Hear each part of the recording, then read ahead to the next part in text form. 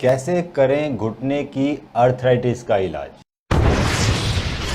आज हम इसी पे बात करेंगे दोस्तों। मेरा नाम डॉक्टर मनु बोरा है। मैं गुड़गांव में एक ऑर्थोपेडिक सर्जन हूँ ऑर्थो स्पोर्ट से। तो दोस्तों पहले बात करते हैं कि आखिर अर्थराइटिस होती क्या है घुटने की। इसके लिए बहुत ज़रूरी है समझना कि घुटना में 3 हड्डियाँ होती है। ऊपर वाली हड्डी फीमर, नीचे वाली हड्डी टीबिया और आगे वाली हड्डी पटेला।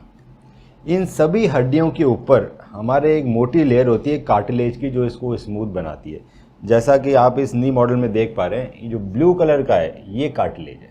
सो जब हम यंग होते हैं तो ये कार्टिलेज बहुत मोटा और थिक होता है और ये स्मूथ होता है, इसीलिए हमें चलते समय कोई दर्द नहीं होता। जब भी कभी हम एक्सरे लेते हैं किसी यंग पर्सन का, तो एक्सरे में आपको ऊपर वाली बोन दिखाई देती है फीमर, नीचे वाली बोन दिखाई देती है टीबिया। पर ये जो कार्टिलेज है, फीमर का कार्टिलेज, टीबिया का कार्टिलेज और बीच में मेनिस्कस, ये चीज़ें हमारे एक्सरे में दिखाई नहीं देती है।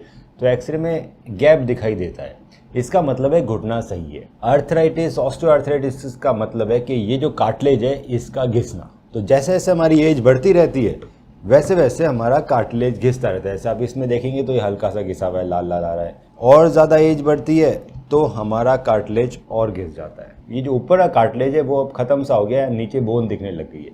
इसको बोलते हैं ऑस्टियोआर्थराइटिस। अब जब कभी इस कंडीशन में हम अगर एक्सरे लेंगे तो क्योंकि बीच वाला कुशन गायब हो चुका है तो हड्डी पे हड्डी टकरा गई, तो आपको एक्सरे में ऐसा लगेगा कि वो जो गैप है वो खत्म हो गया है, कम हो गया है और हड्डी पे हड्डी टकरा रही है, जिसको बोलते हैं ग्रेड 4 ऑस्टियोआर्थराइटिस। तो ऑस्टियोआर्थराइटिस के कई सारे ग्रेड रहते हैं, grade 1 osteoarthritis, grade 2, grade 3, grade 4। ये चीज़ें हमें एक्सरे में कुछ हद तक मालूम पड़ती है कि जिसमें अगर दोनों हड्डियों के बीच में ज़्यादा बड़ा गैप है तो ऑस्टियोआर्थराइटिस नहीं है। जैसे जैसे गैप खत्म हो रहा है तो ग्रेड बढ़ रहा है। जिस दिन पूरा गैप खत्म हो जाता है उस दिन ग्रेड 4 ऑस्टियोआर्थराइटिस हो जाता है। ऑस्टियोआर्थराइटिस के अंदर मेनली जो प्रॉब्लम आती है पेशेंट को, वो आती है पेन की। जब चलते हैं तो पेन होता है, सीढ़ी उतरने चढ़ते समय ज़्यादा पेन होता है, घुटने में कर कर कर कर की आवाज़ आ सकती है, घुटना लॉक हो सकता है, बीच बीच में घुटने में सूजन और पेन बहुत बढ़ सकता है। बहुत सीवियर ऑस्टियोआर्थराइटिस के बाद घुटने धीरे धीरे टेढ़े होने लगते हैं क्योंकि हड्डियाँ घिसने लगती है कार्टिलेज। तो आखिर इसका इलाज कैसे किया जाए? दोस्तों इलाज चालू होता है प्रिवेंशन से। क्या आप ऐसा कुछ कर सकते हैं कि आपकी ऑस्टियोआर्थराइटिस बढ़े ही नहीं, उतनी ही रह जाए? तो जी हाँ दोस्तों, अगर आप अपना वेट कंट्रोल में रख रहे हैं, आप ओवरवेट नहीं हो रहे हैं, तो आपको ऑस्टियोआर्थराइटिस के चांसेस कम होते हैं। साथ में अगर आप रेगुलर एक्सरसाइजेस कर रहे हैं घुटने की और आपके लेग्स की, जिसमें थाई मसल, काफ मसल और ग्लूट्स मसल, तीनों मसल्स इन्वॉल्व होती है, तो आपको ऑस्टियोआर्थराइटिस के चांसेस बहुत कम हो जाते हैं व्हेन यू ग्रो ओल्ड। बहुत ज़रूरी है कि आप VMO एक्सरसाइजेस, साथ में क्वाड्रिसेप्स, हैमस्ट्रिंग और काफ स्ट्रेंथनिंग, ये सारी एक्सरसाइजेस कम से कम वीक में 1 या 2 बार करें जब आप यंग हैं। अगर आपकी एज ओल्ड है, एज में आते हैं, तो भी अगर आप ये एक्सरसाइज करेंगे तो जितनी है उससे ज़्यादा नहीं होगी ऑस्टियोआर्थराइटिस, लगभग वहीं पे रुकी रहेगी। रेगुलर एक्सरसाइजेस करने से, स्ट्रेंथ ट्रेनिंग करने से आपका पेन भी कम होगा और आपकी बीमारी भी बढ़ना कम होगी। अब अगर आपको ऑलरेडी घुटने में दर्द और ऑस्टियोआर्थराइटिस आप डायग्नोज हो चुका है तो क्या ट्रीटमेंट रहता है हमारे पास? तो जब ग्रेड 1 या ग्रेड 2 ऑस्टियोआर्थराइटिस के पेशेंट हमारे पास आते हैं जिनके अंदर गैप थोड़ा कम हुआ है पर अभी भी गैप बचा हुआ है, मतलब कार्टिलेज है अभी घुटने के अंदर, तो रेगुलर एक्सरसाइजेस करने से फ़र्क पड़ता है। एक्सरसाइजेस के साथ साथ आप एक नी स्लीव या नी कैप लगा सकते हैं वॉकिंग के टाइम पे और एक्सरसाइज टाइम पे, जो हमारे नी का मैकेनिक्स इंप्रूव करती है, उसमें इंजरी के चांसेस कम करती है। नी कैप के साथ एक्सरसाइज करने का आपको ज़्यादा बेनिफिट मिलेगा। एक्सरसाइजेस बड़ी स्पेसिफिक है तो ध्यान दीजिए, हमेशा VMO एक्सरसाइजेस पहले करें। एक बार आपकी VMO मसल स्ट्रांग हो जाती है उसके बाद आप क्वाड्रिसेप्स और हैमस्ट्रिंग स्ट्रेंथनिंग पे आ सकते हैं, पर पहले VMO का स्ट्रांग होना बहुत ज़रूरी है।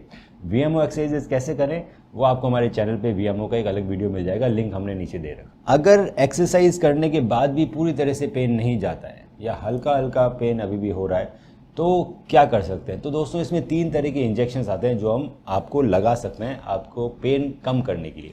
पहला इंजेक्शन है स्टेरॉइड का।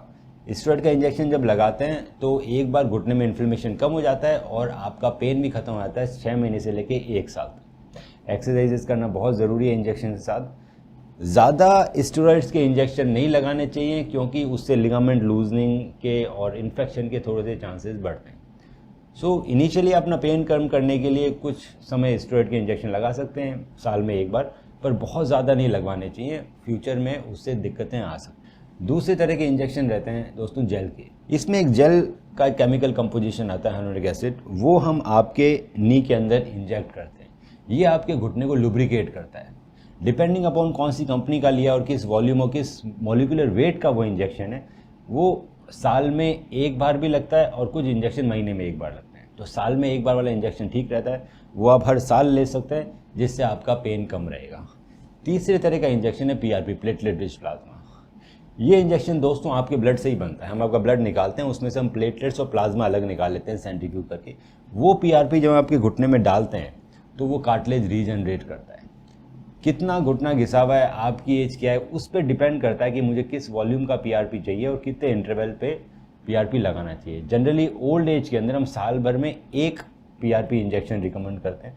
ये आपके कार्टिलेज सेल्स को रीजनरेट करता है और आपके पेन को कम करता है। इनिशियली 2 से 3 इंजेक्शन भी लगाए जा सकते हैं एक वीक के गैप में, ताकि इनिशियल रिजल्ट अच्छा है, और फिर मेंटेनेंस डोज हम साल में एक बार पीआरपी के इंजेक्शन लेके अपना घुटने को अच्छा रख सकते हैं। पर अगर आपको ग्रेड 4 ऑस्टियोआर्थराइटिस है, मतलब पूरी आपका कार्टिलेज लगभग खत्म हो गया है, नीचे से हड्डी दिखने लगी है, आपका घुटना टेढ़ा हो गया है, इस कंडीशन में दोस्तों इंजेक्शंस बहुत ज़्यादा हेल्प नहीं करते हैं। इस कंडीशंस में आपको टोटल नी रिप्लेसमेंट का एक ऑप्शन दिया जाता है। बहुत ही कम समय लेते हुए मैं आपको नी रिप्लेसमेंट के बारे में समझाऊंगा कि नी रिप्लेसमेंट के अंदर बेसिकली हम नी को शेव ऑफ करते हैं, ऊपर वाली हड्डी और नीचे वाली हड्डी को, और उसमें मेटल का एक प्रोस्थेसिस लगा दिया जाता है, फीमर का और नीचे टिबियल प्लेट, और बीच में डाला जाता है स्पेसर। ये काफ़ी अच्छे हाई क्वालिटी के आते हैं आजकल, हाई ग्रेड स्टील होता है, कुछ इम्प्लांट्स में स्टील के ऊपर सिरामिक की कोटिंग होती है।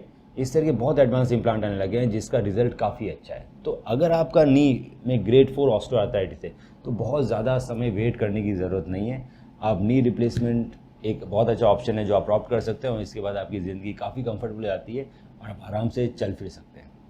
अगर आपको लगता है कि आपके घर में किसी को ऑस्टियोआर्थराइटिस है या आपको ऑस्टियोआर्थराइटिस है, आपके घुटनों में दर्द हो रहा है, तो आप हमें अपने एक्सरे व्हाट्सएप कीजिए और उसको डिटेल में स्टडी करके बताऊंगा आखिर सबसे बेस्ट ट्रीटमेंट क्या रहेगा आपके लिए।